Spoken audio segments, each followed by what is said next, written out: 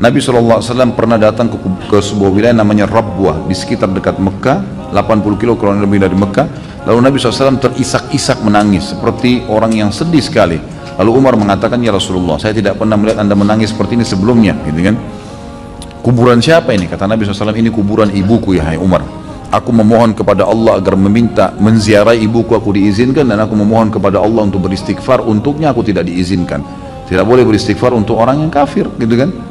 Berarti menandakan ibu Nabi SAW yang meninggal seperti itu. Kemudian ayahnya, riwayat Imam Muslim juga, ada seorang sahabat pernah bertanya, ayahnya meninggal dalam keadaan musyrik di Mekah. Ya Rasulullah, di mana ayah saya? Surga atau neraka? Kata Nabi SAW, di neraka. Hukum Allah jelas gitu. Lalu dia marah, dia keluar. Nabi SAW suruh panggil, ditepuk dadanya sambil Nabi mengatakan, ayahku dan ayahmu di neraka, dua-duanya. Ini jelas penyampaian Nabi SAW, bukan perkataan saya. Jadi jangan sampai gara-gara ini kemudian ada orang cuma egonya lalu mengatakan, ah masa sih, ah nggak mungkin, dan seterusnya. Gimana nggak mungkin? Hukum Allah kok itu, penyampaian Nabi SAW sendiri. Kalau kita menghormati Nabi SAW, kita harus menerima statement beliau. Saya pun ingin ayah dan ibu Nabi di surga, saya juga ingin. Tapi Nabi yang bilang, ya, ayahnya di neraka. Nabi yang dilarang, yang bilang, saya dilarang untuk mohon ampun kepada ibu saya. Apakah saya mendustakan Nabi SAW? Nah, orang yang mengatakan, oh maksudnya demikian, ditakwil itu silakan anda mentakwil. Saya mengambil zahirnya hadis. Ini pendapat jumhur ulama. Demi Allah, kalau saya boleh ada dalil yang mengatakan ayah ibu Nabi di surga, saya akan mengatakan. Tapi saya tidak berani mengatakan karena hadis Nabi mengatakan demikian. Kemudian para ulama juga jumhur ulama, tadi saya katakan, bahkan ada yang mengatakan ijma, kesepakatan ulama mengatakan demikian. Masa saya mau melanggar? Kalau ada yang mengatakan ayah ibu Nabi di surga, dia hidup kembali kemudian masuk Islam lagi baru meninggal dunia, kita katakan hadisnya lemah, ya. Dan itu pendapat Suyuti belakangan. Adapun ulama sebelumnya mengatakan kedua orang tua Nabi meninggal dalam kondisi apa? Musyrik. Ya. Bapak ibunya Nabi, beliau berdua adalah ahlul fitrah. Ahlul fitrah itu siapa?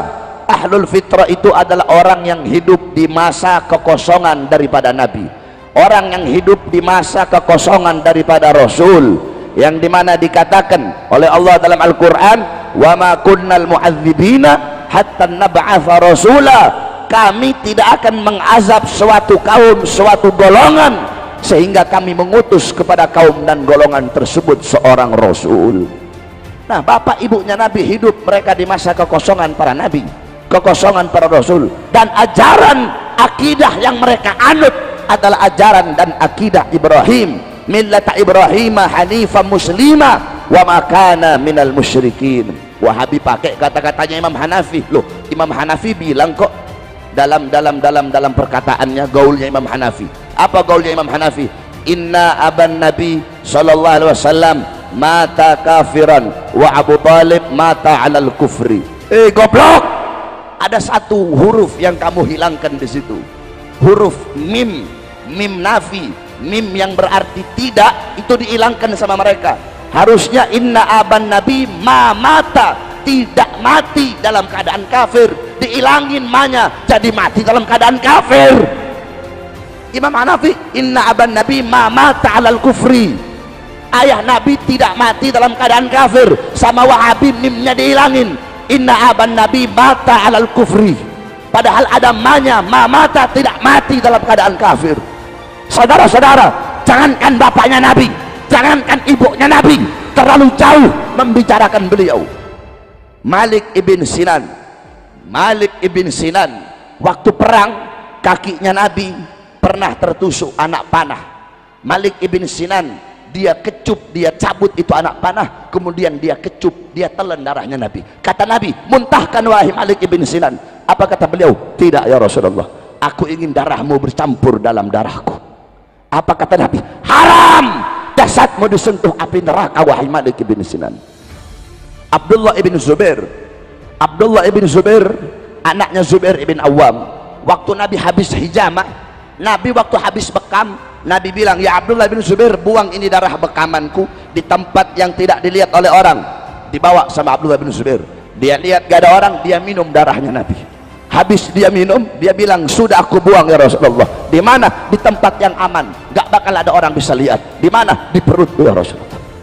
Kenapa ya Abdullah bin Zubair? Aku ingin darahmu bercampur dengan darahku ya Rasulullah. Apa kata Rasulullah?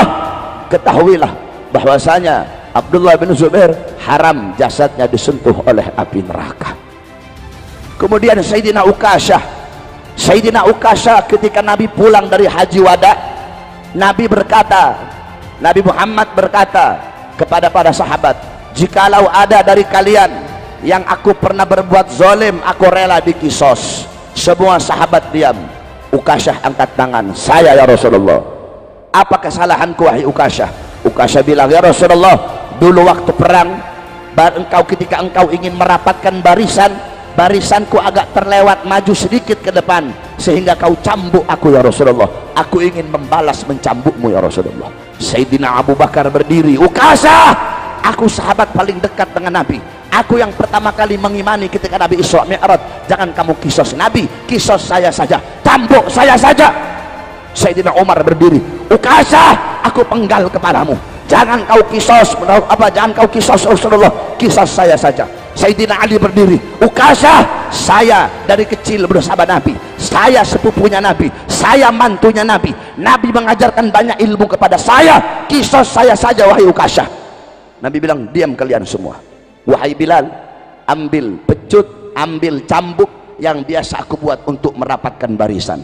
Pergi Bilal ke rumah. Assalamualaikum. Pintu rumah dibuka oleh Sayyidah Fatimah. Ada apa wahai Bilal? Rasulullah memerintahkan untuk mengambil cambuk. Untuk apa wahai Bilal? Ukashah pengen mengkisos Rasulullah. Apa kata Sayyidah Fatimah? Wahai Bilal, bilang kepada Ukashah, aku putrinya Nabi, aku darah dagingnya Nabi. Kalau dia mau kisos, biar dia kisos aku saja, asal jangan dia kisos Rasulullah. Tetap diambil itu cambuk, dikasih kepada Ukashah. Kata Rasulullah, ayo wahai Ukashah, kisos aku. Kata Ukashah, ya Rasulullah, dulu aku dalam keadaan tidak pakai baju, jadi kalau kamu aku cambuk pakai baju nggak adil ya Rasulullah. Buka bajumu ya Rasulullah. Sahabat makin marah. Rasulullah buka bajunya. Ketika dibuka bajunya Nabi, langsung Ukashah peluk dan langsung dicium perutnya Nabi Muhammad. Ini hanya alasanku saja ya Rasulullah, agar aku bisa memeluk perutmu ya Rasulullah. Apa kata Nabi? Kalau kalian pengen lihat penghuni sorga, lihatlah Sayyidina Ukashah. Malik ibn Sinan, Abdullah bin Zubair meminum darah Nabi. Ukashah bertempel dengan kulitnya Nabi, haram jasadnya masuk api neraka. Masa bapak ibunya Nabi, yang dimana Nabi adalah darah dagingnya, masa bapak ibunya Nabi masuk dalam neraka? Saudara-saudara, ini nggak masuk akal ini. Kalau bapak ibunya Nabi masuk neraka, berarti api neraka tidak bisa memakan beliau berdua. Kalau api neraka tidak bisa memakan beliau berdua, apa gunanya neraka? Sedangkan Allah tidak akan menciptakan sesuatu